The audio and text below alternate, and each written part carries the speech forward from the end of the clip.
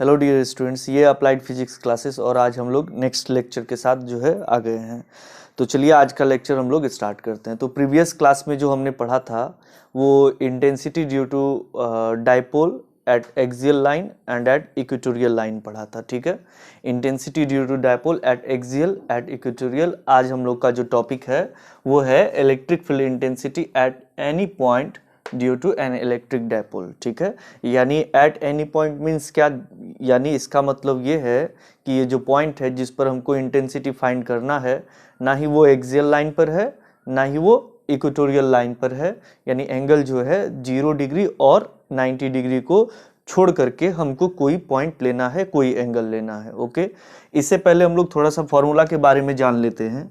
तो बताइए intensity at axial line का जो फॉर्मूला है ना, फॉर वेरी शॉर्ट डाइपोल, इसका फॉर्मूला क्या है? 1/4 pi epsilon naught into 2p upon r cube, ये होता है फॉर्मूला। ठीक है, ये इंटेंसिटी एट एक्सियल लाइन का फॉर्मूला है। इसका यूज है इसलिए हम लिख रहे हैं। प्रीवियस क्लास में हम लोग ये फॉर्मूला फाइंड कर चुके हैं एक्सप्रेशन, तो आप लोग लेक्चर नंबर 13 और 14 में आपको मिल जाएगा। ठीक है, 13 में एक्सियल एंड 14 में इक्वेटोरियल, और ये जो है आज का 15 लेक्चर है।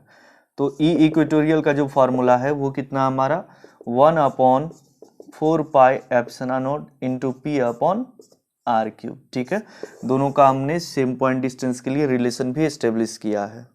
चलिए, तो इसका हमको यूज करना है आज के फॉर्मूले में, ये फॉर्मूला का यूज है। तो क्या है हमारा topic? Electric field intensity at any point due to an electric dipole, यानी विद्युत द्विध्रुव के कारण किसी भी बिंदु पर हमको विद्युत क्षेत्र की तीव्रता ज्ञात करनी है। ना ही वो पॉइंट जो है, जो हमारा लेंथ वेक्टर होगा, वो ना 0 डिग्री का होना चाहिए ना ही कितने डिग्री पर, 90 पर होना चाहिए। 0 और 90 को छोड़ करके हम लोग कोई एंगल लेंगे। चलिए ठीक है, तो टॉपिक हम यहाँ से हटा देते हैं अब। तो इसके लिए सबसे पहले हम लोगों को एक फिगर बनाना होगा। तो चलिए हम लोग देखते हैं फिगर कैसा है। इसका फिगर, तो ये हमारा एक इलेक्ट्रिक डाइपोल है AB, और इस डाइपोल का ये क्या है? डाइपोल मोमेंट है P। ओके, और ये डाइपोल का हमारा क्या है? सेंटर है O, और ये -Q और ये +Q। ठीक है, तो चलिए इसमें हमारा सपोज कर लेते हैं कि हम लोग कोई पॉइंट लेते हैं। ओके, कोई पॉइंट लेते हैं K, ये सपोज कर लेते हैं हम लोग जो है K पॉइंट यहाँ ले रहे हैं इस तरीके से। तो यहाँ पर हमने कोई पॉइंट सेलेक्ट किया है K, और अब आप क्या करेंगे? जिस पॉइंट पर आपको इंटेंसिटी निकालना है, पहले भी हम लोग ऐसा ही किए हैं, उस पॉइंट को आप सेंटर से, डाइपोल के सेंटर से मिला देंगे। ये रहा ओके। ठीक है, तो अब आप ध्यान देंगे यहाँ पे, ये जो आपका ये जो लाइन है, क्या ये डाइपोल मोमेंट P के साथ 0 डिग्री पे है? नहीं। क्या ये 90 डिग्री पे? 90 डिग्री पे होता तो ऐसा पोजीशन होता, और 0 पे होता तो ऐसा पोजीशन होता। तो ना ही ये 0 डिग्री है ना ही ये 90 डिग्री है। लेट्स से थीटा मान लेते हैं हम, ये जो है थीटे एंगल पर है। थीटा का अब कुछ भी वैल्यू हो सकता है, 90 डिग्री, ये 0 और 90 को छोड़ करके 30, 45, 60 कुछ भी हो सकता है। अगर आप ये थीटा का वैल्यू को 0 डिग्री कर देते हैं, ये थीटा का वैल्यू अगर 0 डिग्री कर देते हैं, तो ये के पॉइंट कहाँ पर आ जाएगा? एक्सियल लाइन पर। और अगर ये थीटा का वैल्यू 90 कर देते हैं, तो ये के पॉइंट कहाँ पर आ जाएगा? इक्वेटोरियल लाइन पर। ओके, बट इसका प्रोसेस जो है वो इस तरीके से इजी नहीं है कि हम लोग पहले ये फाइंड कर ले, फिर ये भी फाइंड कर लें, फिर उसका रिजल्टेंट निकाल लेंगे। इसमें ऐसे नहीं होगा, क्योंकि हमको एक एक का डिस्टेंस फाइंड करना ये इजी नहीं है। हालांकि एक मेथड है जो कि हम लोग पोटेंशियल में पढ़ेंगे, तो इसलिए इसको यहाँ पर नहीं देख रहे हैं। हम लोग आगे में देखेंगे कि हम एक एक का वैल्यू कैसे फाइंड करें, क्योंकि ये तो राइट ट्रायंगल है नहीं। तो इसका एक अलग प्रोसेस होता है ना, जिसके बारे में हम लोग पोटेंशियल जब पढ़ेंगे तब बात करेंगे। ओके, तो चलिए, इसलिए हम लोग यहाँ पर एक जनरल वे में लेंगे इसको। बहुत इजी मेथड है, आप लोग थोड़ा सा ध्यान देंगे तो समझ में आ जाएगा कि हमको एक्सियल और इक्वेटोरियल का हेल्प लेते हुए एट एनी का फॉर्मूला फाइंड करना है। ठीक है, आप विदाउट एक्सियल विदाउट इक्वेटोरियल भी फाइंड कर सकते हैं, बट उसका प्रोसेस अलग है। उस प्रोसेस को हमने अभी तुरंत बोला कि उसको हम पोटेंशियल जब पढ़ेंगे तब उसमें देखेंगे, ठीक है ना। ये एक एक ओमिट करते हैं, इसको थोड़ा पीछे बढ़ा के यहाँ से नॉर्मल डालते हैं, यहाँ से नॉर्मल डालते हैं, फिर हम लोग वैल्यूज़ फाइंड करके जो है वो प्रोसेस हम लोग लगाते हैं। बट अभी हमारा क्या है कि इंटेंसिटी तो वेक्टर क्वांटिटी है, तो देयरफॉर हम लोग कुछ ज्योमेट्रिकल चेंजेस के थ्रू हम जो है इसका आंसर फाइंड कर सकते हैं। तो हम करेंगे अब क्या कि हम ये जो ए बी डायपोल है इसको हम क्या करते हैं कि इसका डायपोल मोमेंट P है, तो इसको हम एक बार इस तरीके से रोटेट करते हैं ऐसे, ठीक है। तो इसका डायपोल मोमेंट P भी रोटेट होगा कितने एंगल पर, थीटा एंगल पर। अब ऐसे रोटेट किए, फिर एक बार इसको हम क्या करेंगे, इस तरीके से रोटेट करेंगे, ठीक है। तो थोड़ा ध्यान दीजिए आप लोग। तो ऐसे भी अगर हम देखें तो जैसे ये P है, अब P को अगर हम थीटा एंगल पर रोटेट करेंगे, डायपोल मोमेंट P को, तो थीटा एंगल पर रोटेट किए तो कौन सा कंपोनेंट होगा, जिसके साथ एंगल बनता है उस पर कॉस कंपोनेंट होता है, और जिसके साथ नहीं बनता उस पर साइन कंपोनेंट होता है। ये रेक्टेंगुलर और ऑर्थोगोनल जो है हम लोग यहाँ पर रिजोल्यूशन कर रहे हैं, ओके। तो चलिए हम लोग क्या करते हैं, एक बहुत इजी मेथड है जिससे हम लोग इसको देखते हैं कि हम ये डायपोल ए बी को रोटेट करके एक बार इस तरीके से ले आए, एक बार रोटेट करके इस तरीके से ले आए। तो जब हम ऐसे रोटेट करेंगे, ये देखिए इस तरीके से,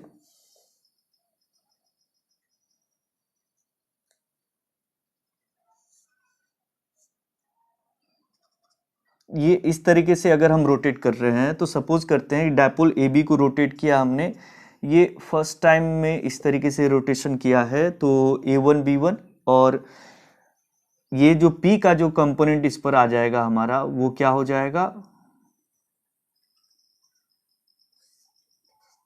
P cos थीटा, ओके। देखिए सिंपल है, ये P है और इसको ऐसे इस लाइन पर अगर हम लें, ठीक है, अलोंग O के लें हम, तो यहाँ पर कौन सा कंपोनेंट हो जाएगा, कॉस कंपोनेंट, तो P cos थीटा हो जाएगा।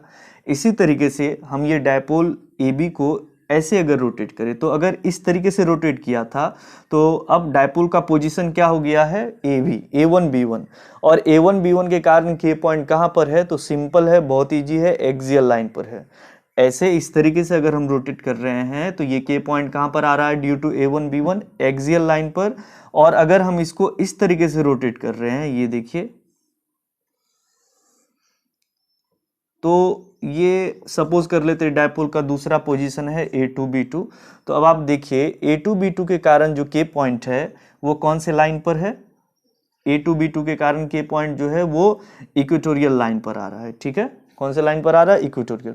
तो अगर ये देखेंगे, अब ये BOB2 और OB2 ये क्या है, परपेंडिकुलर है किस पर, OB1 पर, ठीक है।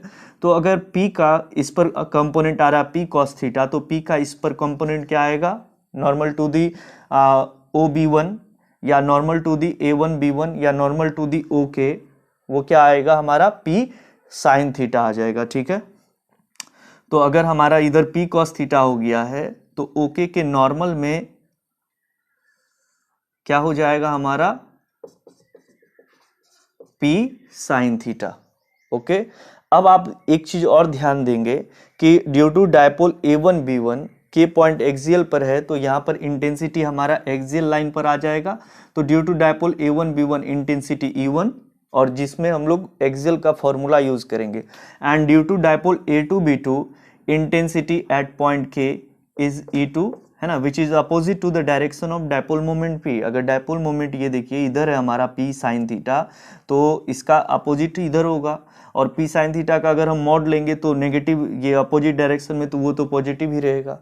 तो एक हमारा टर्म क्या रह गया, P cos थीटा, और एक P sin थीटा। यानी जब हमने रोटेट किया है थीटा एंगल पर, तो डायपोल मोमेंट P दो कंपोनेंट में यहाँ पर रिजॉल्व हो गया, एक P cos थीटा में और एक P sin थीटा में। ध्यान से समझ लेना है अभी, फिर इसके बाद हमको फिगर को हटाना पड़ेगा यहाँ से। तो हमने फिगर बनाया, फिगर को अच्छे से समझेंगे कि क्या किए हैं हम, कि डायपोल को एक बार पोजीशन A1 B1 पर लाए हैं। तो A1 B1 पर जब लाए हैं तो के पॉइंट कहाँ पर आ गया, एक्सियल लाइन पर आ गया, और डायपोल मोमेंट का कौन सा कंपोनेंट लेना है, कॉस कंपोनेंट लेना है, और ये E1 कौन से लाइन पर आ जाएगा, कौन से लाइन के लिए हो जाएगा, एक्सियल के लिए।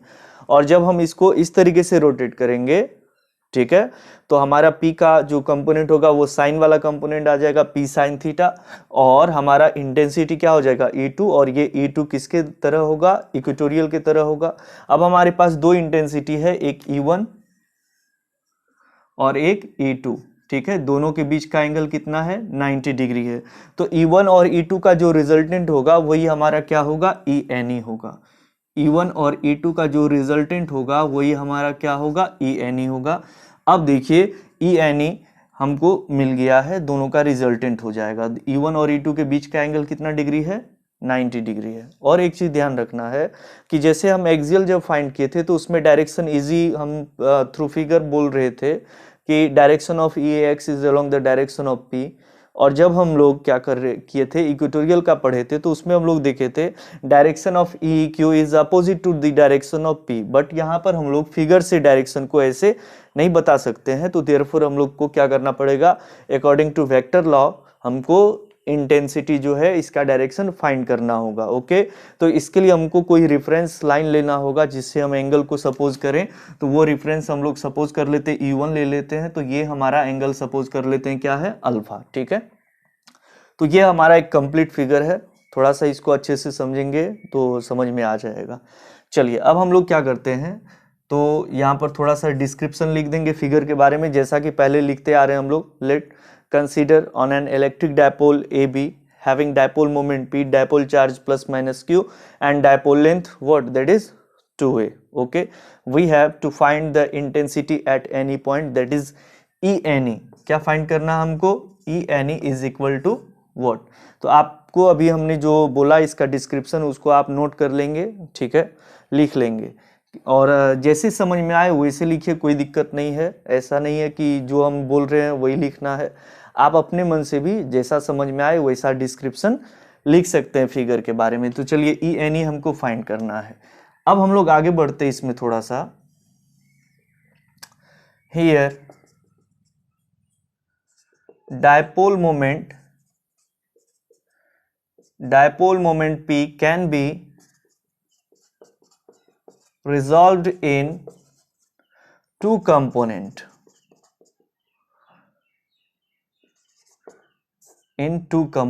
ठीक है। तो आप देखेंगे, और ये देखिए O से K का डिस्टेंस जो है वो क्या है, हमारा R है। तो here dipole moment P can be resolved in two component. तो चलिए देखते हैं, component of P along the direction, component of P along the direction of A1 B1, A1 B1 के डायरेक्शन में या OK के डायरेक्शन में P का कंपोनेंट क्या हमारा, P cos theta. Okay, and component of P along the direction of A to B2, ये हमारा क्या है, P साइन थीटा। तो एक हमारा कंपोनेंट क्या है, P cos थीटा, एक हमारा कंपोनेंट क्या है, P साइन थीटा। चलिए बहुत इजी मेथड है। अब हम लोग आगे बढ़ते हैं थोड़ा सा।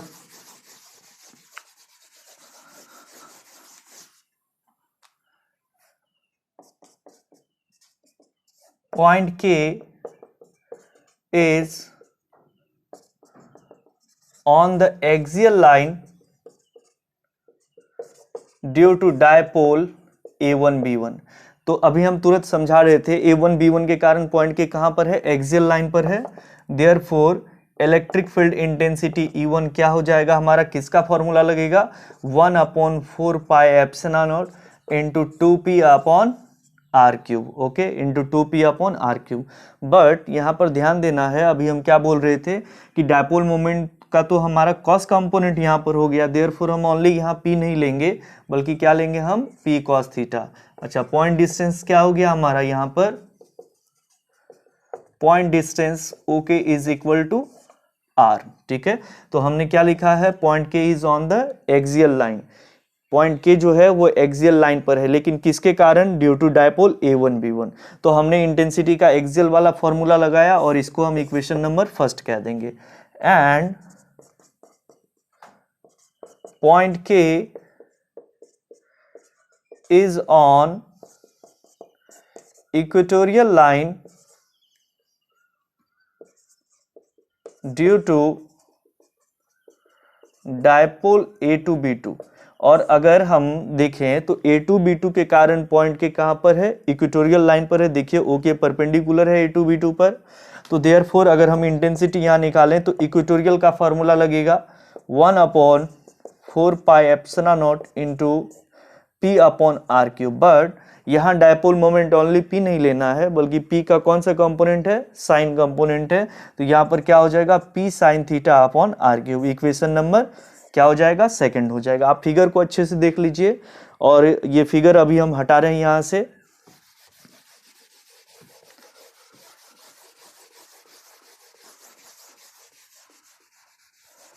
चलिए, इक्वेशन फर्स्ट सेकंड हो गया। तो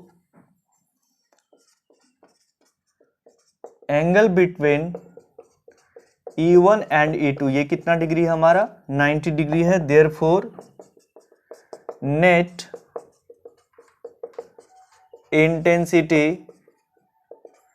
एट पॉइंट के, इसलिए के पॉइंट पर क्या निकालेंगे हम, नेट इंटेंसिटी। तो net intensity E N E is equal to क्या हो जाएगा, root under E1 square plus E2 square plus 2E1 E2 and cos 90 degree. ठीक है, 90 है दोनों के बीच का एंगल, तो कॉस 90 0, तो ये टर्म तो कैंसिल हो जाएगा। देयरफॉर हमारा रूट क्या बचेगा, E1 square plus E2 square. तो बहुत इजी है ये, कुछ नहीं है इसमें।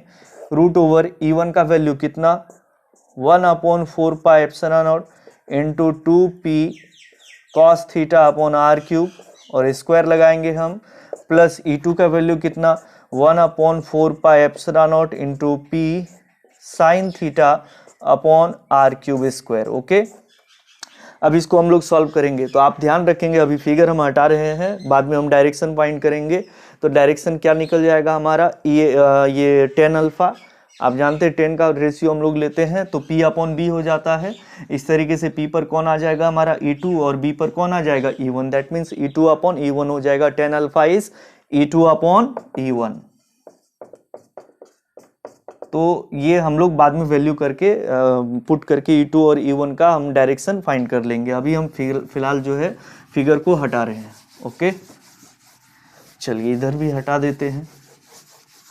चलिए अब इसको सॉल्व करते हैं हम लोग। तो 1/4 pi epsilon naught 2P cos theta upon R cube plus whole square plus 1/4 pi epsilon naught P sine theta upon R cube whole square. तो दोनों में कुछ टर्म कॉमन है, वो कॉमन टर्म हम लोग निकाल लेते हैं। तो रूट ओवर, बताइए दोनों में 1/4 pi epsilon naught P upon R cube common है, स्क्वायर दोनों में तो स्क्वायर भी कॉमन है। तो 1/4 pi epsilon naught into P upon R cube का स्क्वायर कॉमन, तो इधर क्या बच जाएगा बताइए, 2 cos थीटा का square, 4 cos square theta plus sine theta का स्क्वायर, क्या रह जाएगा, साइन स्क्वायर थीटा। ओके, तो बहुत सिंपल टर्म है। अब ये स्क्वायर है तो बाहर आ जाएगा, 1/4 pi epsilon naught into P upon R cube into, अब रूट में क्या रह जाएगा, 4 cos square theta plus sine square theta. इसको हम लोग लिख सकते हैं 3 cos square theta plus cos square theta plus sine square theta. अब cos square theta plus sine square theta, इसके बदले हम लोग 1 लिख सकते हैं। ठीक है, तो क्या होता है, cos square theta plus sine square theta is equal to 1। Therefore E का जो फॉर्मूला है वो क्या हो जाएगा, 1/4 pi epsilon naught into P upon R cube root over 3 cos square theta plus 1। तो ये हमारा E का फॉर्मूला है, इसको अच्छे से आप ध्यान रखेंगे। ठीक है, चलिए अब इसका अगर हम डायरेक्शन का बात करें, ये तो मैग्नीट्यूड हो गया, और इसमें आपको डायरेक्शन अलग से फाइंड करना होगा। ठीक है, फॉर डायरेक्शन तो E makes an angle alpha with किसके साथ अल्फा एंगल बना रहा है, E1 के साथ, विथ E1, देयरफॉर आपको अभी तुरंत बताए हैं फिगर में tan alpha P upon B, that means E2 upon क्या हो जाएगा, E1। अब आप E2 और E1 का वैल्यू को यहाँ पुट कर देंगे, ठीक है। तो चलिए E2 का वैल्यू कितना है, 1/4 pi epsilon naught into P sine theta upon R cube, ठीक है, डिवाइडेड बाई E1 का value 1/4 pi epsilon naught into 2p sine theta 2p cos theta upon R cube, ठीक है। 1/4 pi epsilon 1/4 pi epsilon cancel, और ये यहाँ पर हमारा p और p कैंसिल हो जाएगा और आर क्यूब कैंसिल हो जाएगा, तो क्या रह जाएगा 1/2 and sine theta by cos theta, that is tan theta, ठीक है। तो tan alpha is equal to half tan theta, ठीक है। tan alpha is equal to half tan theta, और अल्फा इज इक्वल टू क्या हो जाएगा, tan inverse half tan theta, ठीक है। तो आप इस तरीके से इसका डायरेक्शन को फाइंड कर सकते हैं। चलिए, बहुत इंपॉर्टेंट क्वेश्चन है ये। अब आगे हम लोग आ जाएं तो एक छोटा सा एनालिसिस पॉइंट है, इसको भी हम लोग देख लेते हैं। सबसे मेन इंपॉर्टेंट चीज है ये फॉर्मूला याद रखना, बार बार बोल रहे हैं, तीनों फार्मूला याद रखेंगे तो यही तीनों फार्मूला हमारा पोटेंशियल में भी यूज होगा और यही तीनों फार्मूला हमारा जो है मैग्नेटिक फील्ड में भी यूज होगा। ओके, चलिए अब हम लोग आ जाते हैं इसका एनालिसिस पे। एनालिसिस तो कौन सा फार्मूला, क्या है हमारा final formula, the final formula for E N is 1/4 pi epsilon naught into P upon R cube root over 3 cos square theta plus 1, 3 cos square theta plus 1। तो अभी हम तुरंत आपको समझा रहे थे कि अगर आप थीटा का वैल्यू 0 डिग्री रखेंगे तो पॉइंट के कहाँ पर आ जाएगा, एक्सियल पर, और अगर आप थीटा का वैल्यू 90 रखेंगे तो पॉइंट के कहाँ पर आ जाएगा, इक्वेटोरियल पर। तो यही चीज हम लोग वेरीफाई कर लेते हैं यहाँ पर। First number, if theta is 0 degree, जो पॉइंट के है हमारा कहाँ आ जाना चाहिए, एक्सियल लाइन पर आ जाना चाहिए। कौन से लाइन पर आ जाना चाहिए, एक्सियल लाइन पर। चलिए देख लेते हैं हम लोग आता है या नहीं। तो we have formula of E N E, that is 1/4 pi epsilon naught into P upon R cube root over 3 cos square theta plus 1। तो आप इसमें पुट कर लीजिए 0 degree, 1/4 pi epsilon naught into P upon R cube root over 3 into cos 0 degree square plus 1। तो बताइए cos 0 का value 1, 1 का square 1 into 3 plus 1 4, और ये जो 4 है तो रूट से बाहर आ जाएगा तो 2 हो जाएगा, तो 2 से इसको मल्टीप्लाई कर देंगे तो 1/4 pi epsilon naught into 2 P upon R cube. तो बताइए ये किसका फॉर्मूला है, ई एक्सियल का फॉर्मूला है। यानी अगर हम थीटा का वैल्यू 0 डिग्री पुट कर दें तो के एक्सियल पर आएगा के पॉइंट, और हमारा फॉर्मूला ई एक्सियल का निकल जाएगा, ठीक है। तो एक तरह से इंटेंसिटी ड्यू टू डाइपोल का ये एक जनरल फार्मूला है, और इस फार्मूला में अगर हम थीटा का वैल्यू 0 बैठाएं तो हम एक्सियल का फाइंड कर सकते हैं, और 90 बैठाएं तो हम इक्वेटोरियल का फाइंड कर सकते हैं। यहाँ समझ में आया कैसे हुआ, तो देखिए 3 cos 0 degree square plus 1, cos 0 का वैल्यू 1, 1 का स्क्वायर 1 इंटू 3 प्लस 1 कितना हो जाएगा 4, और रूट 4 का वैल्यू क्या 2। तो इस तरीके से हमारा पॉइंट के कहाँ पर आ जाएगा, एक्सियल लाइन पर। अब अगर हम इसमें थीटा का वैल्यू 90 डिग्री पुट करें तो analysis number 2, if theta is 90 degree then point K will be lie on equatorial line. तो ये कौन से लाइन पर आ जाएगा, इक्वेटोरियल लाइन पर आ जाएगा।